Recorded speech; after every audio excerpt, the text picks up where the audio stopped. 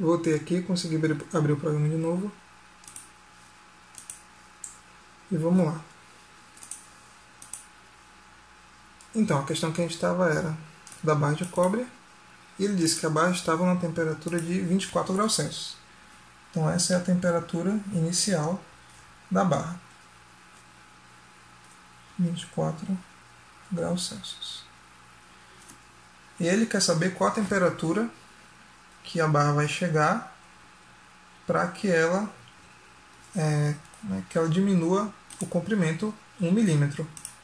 Para a barra apresentar 1 milímetro a menos de comprimento. Se vai ser 1 milímetro a menos, então isso daqui é o quê?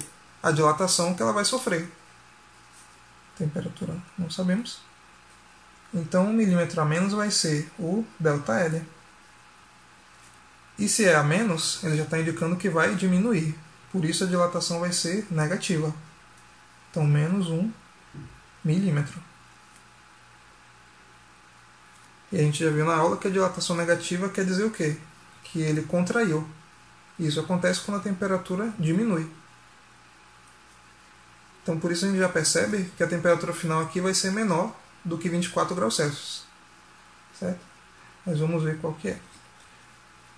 Então o comprimento inicial era 2 centímetros, né?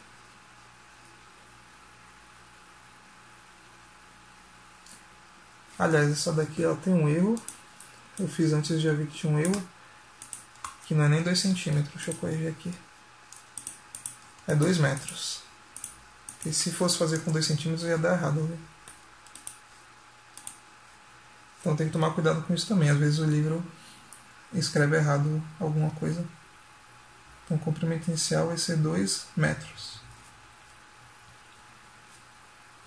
E o coeficiente de dilatação é do cobre, né? Cadê? Do cobre. 1,7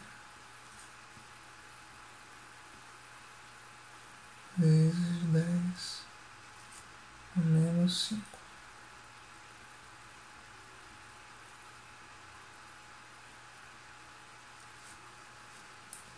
Certo. A fórmula vai ser a mesma, só que agora eu já sei o ΔL. Vou escrever a fórmula aqui, né, para não perder o costume. Alfa.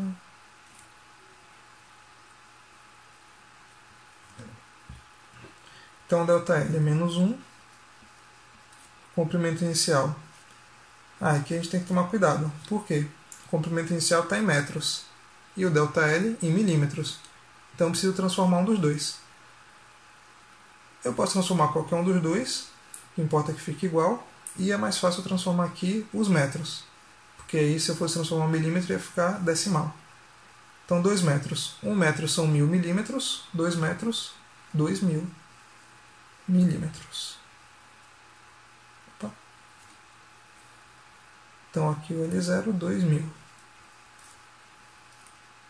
O alfa, 1,7.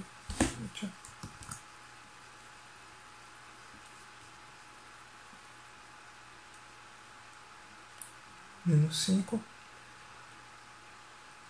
E o pulo do gato vai estar aqui no Δθ. Por quê? Eu não sei a temperatura final, é o que eu quero descobrir. Então, ΔF menos temperatura inicial, que é o que eu sei, 24 graus Celsius. Então, repare que o que eu quero descobrir está aqui, não está mais lá no ΔL. Então, vou fazer as contas. Então, eu já posso repetir aqui, menos 1. Esse 2000 eu vou transformar também na potência. Opa. 2 vezes 1000, ou seja, 2 vezes 10 a terceira, vezes 1,7 vezes 10 a menos 5. E essa parte aqui no parênteses eu não posso mexer ainda, então eu vou repetir.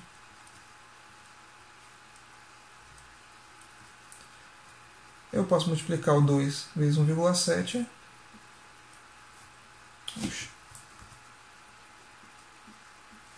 2,7, ou 2 vezes 1,7 dá 3,4. As potências de 10 já posso também multiplicar.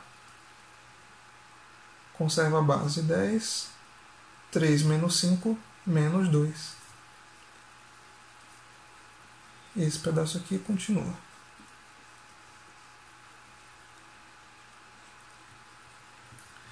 O que é que eu vou fazer agora? Se eu quero descobrir esse θf, eu tenho que primeiro isolar ele.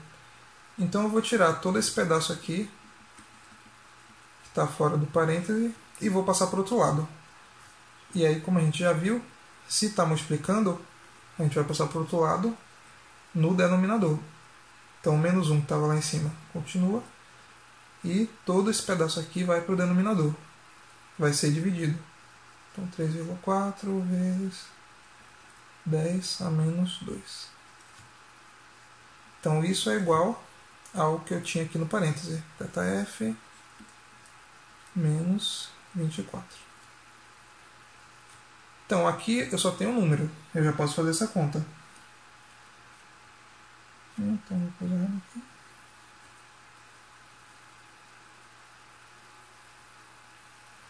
A gente já viu um erro aqui, tá vendo?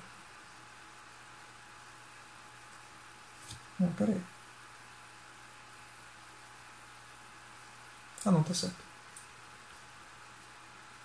Então, eu posso simplesmente pegar esse número e fazer a conta da calculadora, mas eu posso também usar o fato de que, se você divide um número por uma potência de 10, no caso 1 pela potência de 10, é a mesma coisa que você multiplicar por essa potência com o expoente com o sinal trocado. Se aqui é menos 2, vai ser 2. Isso aqui é da definição de potência. 1 dividido por 10 a menos 2 é 10 ao quadrado. Certo? Então 3,4 fica aqui embaixo. Isso é igual a θf.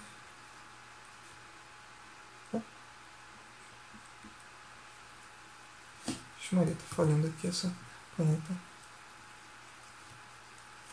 Descer um pouquinho.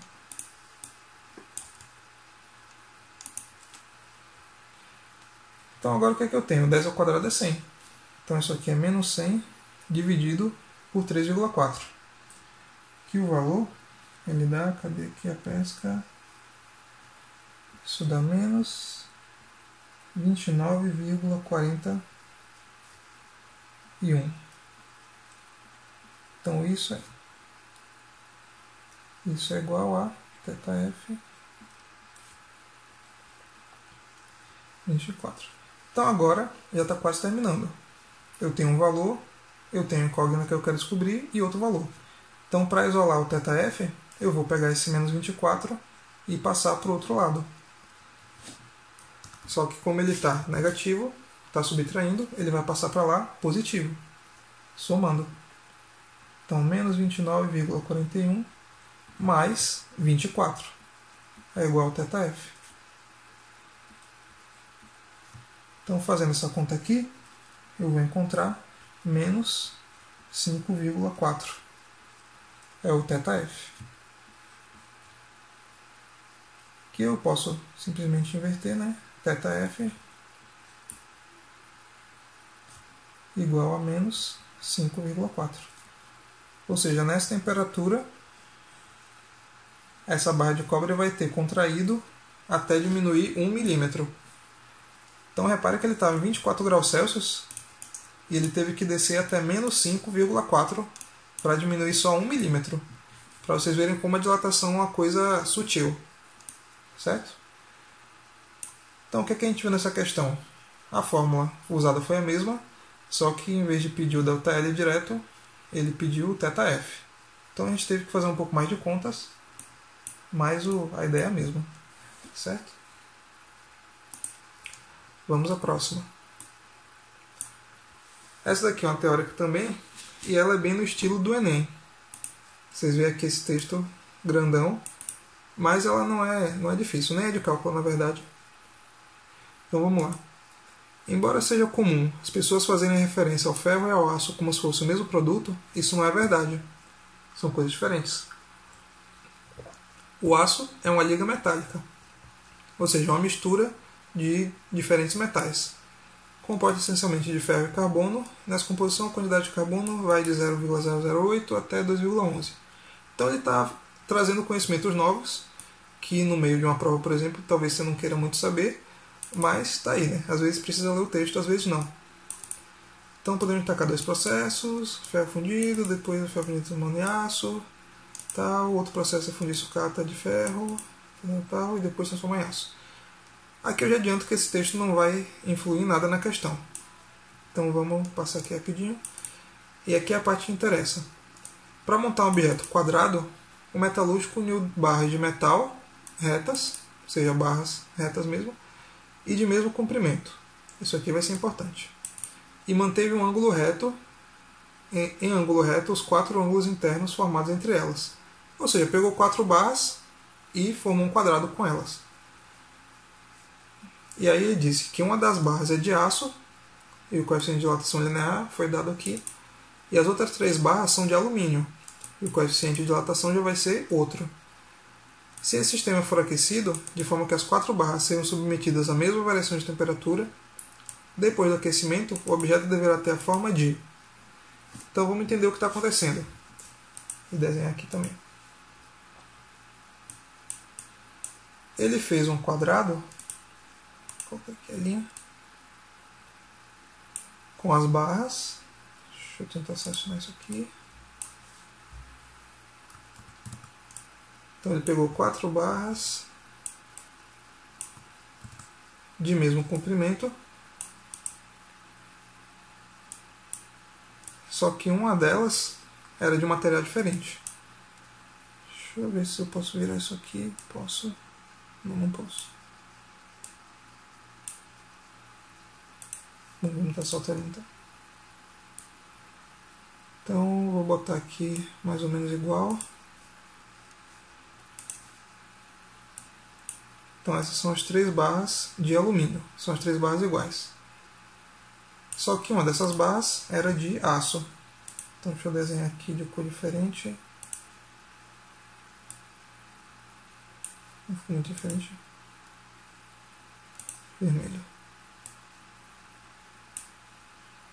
Deixa eu botar outra barra aqui só para destacar, né? Certo. Então a ideia toda é que na temperatura inicial ela era um quadrado. As barras estavam no mesmo comprimento. Mas quando você aquecer, o aço ela vai dilatar diferente das outras 3 barras, que são de alumínio. Então o comprimento final dela não vai continuar sendo o mesmo. E aí a gente tem que ver o que é que vai acontecer e qual vai ser o formato que vai ficar. Então basicamente ele deu para a gente na questão que o coeficiente do aço ele é 12 vezes 10 menos 6 e o das outras 3 barras de alumínio é 24 vezes 10 menos 6. Ou seja, o coeficiente do alumínio é maior que a do aço. Isso quer dizer que as barras de alumínio vão dilatar mais do que o aço. Na verdade, a gente vê aqui que o coeficiente é o dobro, então elas vão dilatar 2 vezes mais. E aí, por isso, o que vai acontecer é que essa barra aqui de aço vai ficar menor do que as outras. E como elas estão grudadas, elas não vão poder continuar nesse mesmo ângulo. O que vai acontecer é que vai mudar aqui esses ângulos. Então vamos ver o que acontece. Vamos desenhar outra situação aqui. Seleciono aqui, chego para o lado. E vamos fazer a situação quando aumentou a temperatura.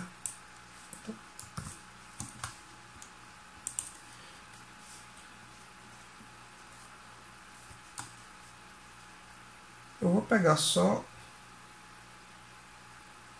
Aliás, não, melhor desenhar com mesmo. Então, se essas barras aqui vão aumentar, são do mesmo material, elas vão dilatar do mesmo jeito, essas 3 barras. Só que a de aço vai dilatar menos. Então a gente já imagina que a barra de aço, se ela ficou desse tamanho aqui, aumentou um pouco. As barras de alumínio, elas não podem mais ficar assim. Por quê? Porque a barra que estava aqui desse lado, ela vai ficar, digamos, mais ou menos desse tamanho aqui.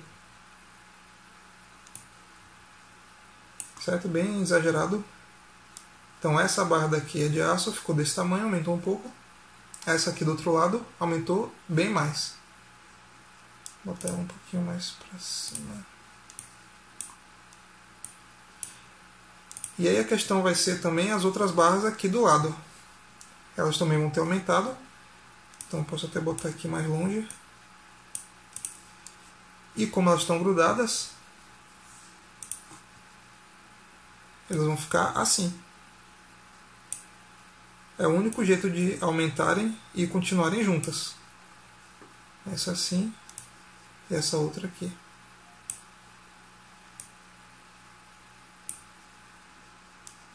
Porque se continuasse no ângulo reto, essa daqui não ia deixar, já que ela aumentou. Então foi entortando e esses ângulos aqui ficaram menores que 90 graus. Então, vendo esse formato, basta a gente olhar as alternativas e ver que figura é essa daqui. Então, trapézio retângulo. O que é um trapézio retângulo? Lembrando das aulas de geometria. Trapézio ele vai ter 4 lados. E um trapézio retângulo ele tem um ângulo reto. Então, um dos cantos dele aqui, um dos cantos dele vai ser em pé, um ângulo reto aqui. E o outro vai ser mais ou menos assim. Não vai ser reto. Então aqui na figura a gente viu que não ficou nenhum ângulo reto. Esse ângulo aqui não é reto, esse também não, porque abriu. E esses ângulos aqui fecharam. Então o trapézio retângulo não é o caso. Vamos ver outra opção. Um retângulo, a gente já vê que não, porque o retângulo todos os ângulos são retos e nenhum ângulo continuou reto de 90 graus. Quadrado também não, a gente viu que deformou. Trapézio isósceles. O que é um trapézio isósceles? Isósceles quer dizer que tem dois lados iguais. E um trapézio isósceles é justamente essa figura que a gente tem aqui. Trapézio, dois lados paralelos, e os outros dois lados eles são iguais. Como que a gente sabe que são iguais? Porque são barras de alumínio e elas aumentaram a temperatura do mesmo jeito. Então vai continuar com os comprimentos iguais uma à outra. Então por isso é um trapézio isósceles. E a gente vê que a resposta certa é a letra D. A letra E falava que seria um losango, que também não daria. Um losango seria isso daqui, tipo a bandeira do Brasil. Não seria possível porque um losango ele teria esse lado igual a esse igual a esse e esse igual a esse. E não é o caso. A gente vê que esse lado aqui não é igual a nenhum outro. Então também não é um losango. A resposta certa é letra D. Então, gente, essa questão aqui foi de teoria. E é bem interessante para vocês terem essa noção de que se você coloca dois objetos de materiais diferentes e coloca eles para dilatar, eles vão sofrer uma deformação, pelo fato de um dilatar diferente do outro. Certo? Isso daqui a gente também vai ver em outra questão mais para frente.